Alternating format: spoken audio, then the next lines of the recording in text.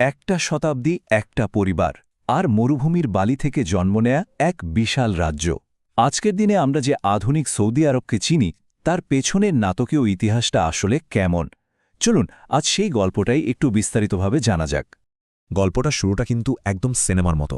ভাবা যায়, মাত্র ৪০ জন মানুষ আর কয়েকটা কাত হয়ে থাকা খেজুর গাছ, এগুলো দিয়েই তার একটা হারানো রাজ্য পুনরুদ্ধার করতে চেয়েছিল। এটা ছিল রিয়াদ দখলের সেই বিখ্যাত অভিযান। কিন্তু এই রোমাঞ্চকর মুহূর্তটা পর্যন্ত পৌঁছানোর পেছনে গল্পটা কি, সেটা জানতে হলে আমাদের একটু অতীতে ফিরে যেতে হবে। তো আমাদের গল্পের শুরু হচ্ছে সেই ১৮ শতকে, যখন ছোট্ট একটা চুক্তি একটা বিশাল সাম্রাজ্যের ভিত্তি গড়ে দিয়েছিল। আর ঠিক এখান থেকেই জন্ম নিয়েছিল প্রথম সৌদি রাষ্ট্র। মানে প্রায় ১৫০ বছরের এক বিশাল উত্থান পতনের ইতিহাস। ১৭৪৪ সালে মোহাম্মদ বিন সৌদ আর মোহাম্মদ ইবনে আব্দুল ওয়াহাবের মধ্যে একটা চুক্তির মাধ্যমে প্রথম সৌদি রাষ্ট্রের জন্ম হয়। কিন্তু সমস্যাটা হলো, তারা মক্কা আর মদিনা দখল করে ফেলেছিল, যা অটোমানদের একদমই পছন্দ হয়নি। ফলাফল, ১৮১৮ সালে অটোমানরা এক ভয়ঙ্কর আক্রমণে সে রাষ্ট্রটাকেই ধ্বংস করে দেয়। পরে দ্বিতীয়বার রাষ্ট্র গড়া হলেও ১৮৯১ সালে সৌদ পরিবার আবার হেরে যায়, আর এবার তাদের বাধ্য হয়ে নির্বাসনে যেতে হয়। কিন্তু নির্বাসনের এই অন্ধকার থেকেই উঠে আসবেন একজন তরুণ, যিনি কিংবদন্তি হয়ে তার পরিবারের ভাগ্য নিজের হাতে নতুন করে লিখবেন। কুয়েতে নির্বাসিত জীবন থেকে উঠে এলেন আব্দুল আজিজ, পশ্চিমে যাকে প্রায় সবাই ইবনে সৌদ নামেই চেনে। তার কাঁধে ছিল প্রায় অসম্ভব এক দায়িত্ব, পরিবারের হারানো সম্মান আর রাজ্য ফিরিয়ে আনা। আব্দুল আজিজের কৌশলটা ছিল এক কথায় অসাধারণ। তিনি কিন্তু তাড়াহুড়ো করেননি, একে একে ধাপে ধাপে এগিয়েছেন। প্রথমে ছোট ছোট গেরিলা হামলা, তারপর সে কিংবদন্তি তুল্য রিয়াদ বিজয়। এরপর তিনি দুর্ধর্ষ ইখওয়ান যোদ্ধাদের ধর্মীয় বিশ্বাসকে কাজে লাগালেন, আর অন্যদিকে ব্রিটিশদের সাথে মিত্রতা করে নিলেন। আর সবশেষে সেই ব্রিটিশদের দেওয়া অস্ত্র দিয়েই তিনি মক্কা জয় করলেন, যা আরব উপদ্বীপে তার ক্ষমতা পুরোপুরি নিশ্চিত করে দিল। আর এভাবেই কয়েক দশকের রক্ত, ঘাম আর অসাধারণ কৌশলের পর ১৯৩২ সালে জন্ম নিল আজকের সৌদি আরব।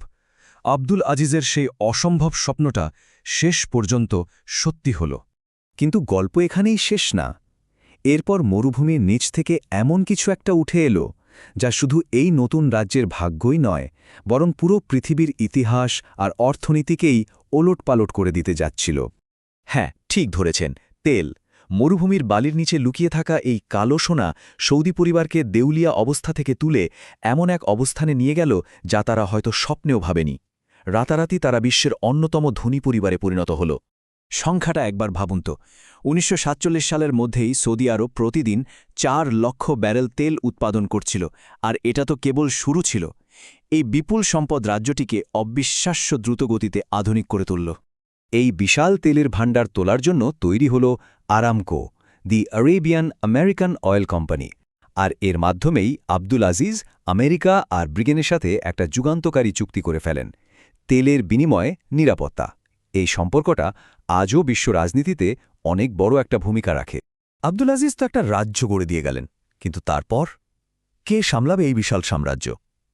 আর ঠিক এখানেই রাজপরিবারের ভেতরেই শুরু হল প্রথম বড় ধরনের সংঘাত।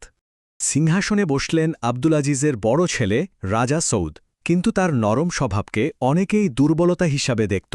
অন্যদিকে তার ছোট ভাই ফাইসাল ছিলেন অনেক বেশি বিচক্ষণ, সংস্কারক আর ধর্মীয় নেতাদেরও সমর্থন তার দিকেই ছিল। বোঝাই যাচ্ছে ক্ষমতার লড়াইটা বেশ জমে উঠেছিল। আর শেষ পর্যন্ত সৌদকে সিংহাসনচ্যুত করে নির্বাসনে পাঠানো হয়। ক্ষমতা চলে যায় ফাইসালের হাতে। এবার আসা যাক ফয়সালের শাসন আমলে। তিনি প্রথম দেখিয়েছিলেন তেল শুধু পয়সা কামানোর জিনিস না, এটা একটা মারাত্মক অস্ত্র হতে পারে।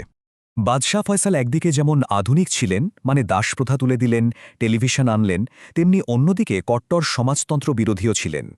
আর এর প্রভাব ঠেকাতে তিনি প্যান ইসলামিজম বা সর্ব ইসলামবাদকে সমর্থন করতেন। আচ্ছা, কি হতে পারে যদি হঠাৎ করে বিশ্বের তেলের সাপ্লাইটাকে এই অস্ত্র হিসেবে ব্যবহার করা হয়? বাদশাহ ফয়সাল ঠিক এই প্রশ্নটারই উত্তর দিয়েছিলেন, আর এমন এক পদক্ষেপ নিয়েছিলেন যা পুরো বিশ্ব অর্থনীতিকে কাঁপিয়ে দিয়েছিল। ১৯৭৩ সালের আরব ইসরায়েল যুদ্ধে পশ্চিমা দেশগুলো ইসরায়েলকে সমর্থন করলে বাদশাহ ফয়সাল তার সবচেয়ে শক্তিশালী অস্ত্রটা ব্যবহার করেন, তেল। তিনি তেলের সরবরাহ বন্ধ করে দেন, আর সাথে সাথেই বিশ্ব অর্থনীতিতে যেন একটা ভূমিকম্প হয়ে গেল। তেলের দাম আকাশ ছুঁল, পশ্চিমা দেশগুলোতে সংকট তৈরি হল, আর সৌদি আরব প্রথমবারের মতো একটা গ্লোবাল সুপার পাওয়ার হিসেবে আত্মপ্রকাশ করল। কিন্তু এত শক্তিশালী একজন শাসকের শেষটা হল খুবই মর্মান্তিক। ১৯৭৫ সালে নিজেরই ভাগ্নের হাতে তাকে খুন হতে হয়। ধারণা করা হয় টেলিভিশন কেন্দ্র চালুর বিরুদ্ধে একটা প্রতিবাদে তার ভাই নিহত হয়েছিলেন, আর তারই প্রতিশোধ নিতে এই হত্যাকাণ্ড ঘটানো হয়েছিল। ফয়সালের মতো এমন একজন নেতার হঠাৎ মৃত্যুতে রাজ্যের ভবিষ্যৎ নিয়ে প্রশ্ন ওঠাটাই স্বাভাবিক। তো এরপর কি হল? চলুন দেখা যাক ক্ষমতার ধারাটা কিভাবে আজকের দিন পর্যন্ত এসে পৌঁছাল।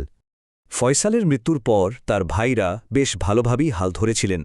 খালেদ, তারপর ফাহাদ, তারপর আবদুল্লাহ, আর এখনকার বাদশাহ সালমান।